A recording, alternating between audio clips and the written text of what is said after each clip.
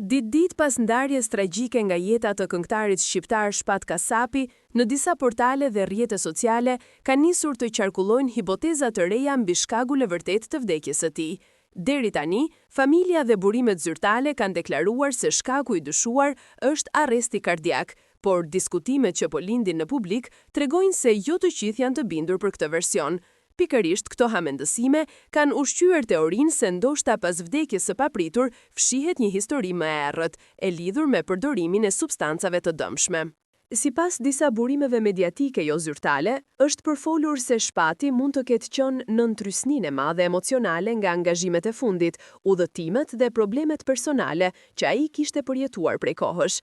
Në këtë klim të tensionuar, disa njerëz pretendojnë se ai mund të ketë përdorur her pas here substanca që i jepnin energji apo qetësi të përkohshme. Natyrisht, asnjë nga këto zëra nuk është konfirmuar nga familjarët apo institucionet mjekësore, por fakti që këto thashetheme po qarkullojnë me shpejtësi ka bërë që shumë njerëz të dyshojnë në versionin fillestar të ngjarjes.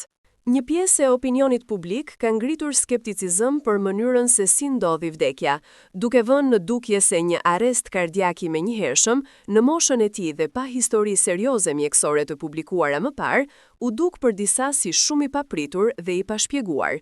Këto dyshime, të kombinuara me zërat për përdorimin e substancave të forta, kanë çuar drejt teorisë se ndoshta Shpati mund të ketë pësuar mbi dozë, një supozim i bazuar vetëm në thashetheme, por që ka marrë shumë vëmendje online.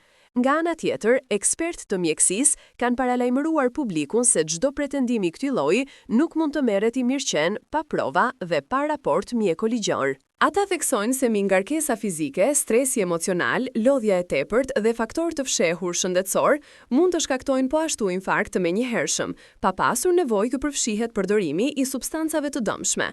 Në këtë kuadër, shumë kush kërkon që të respektohet privatësia e familjes dhe të evitohen spekulimet që mund të rëndojnë edhe më shumë dhimbjen e tyre. Megjithatë, fakti që ngjarja ndodhi papritur, pa dëshmitar të drejtpërdrejtë dhe në një vend të huaj, ka lënë hapësirë të madhe për interpretime. Disa njerëz mendojnë se raporti përfundimtar mjekësor mund të zbartë të gjitha dilemat, ndërsa të tjerë dyshojnë se e vërteta nuk do të dalë kurrë plotësisht në dritë.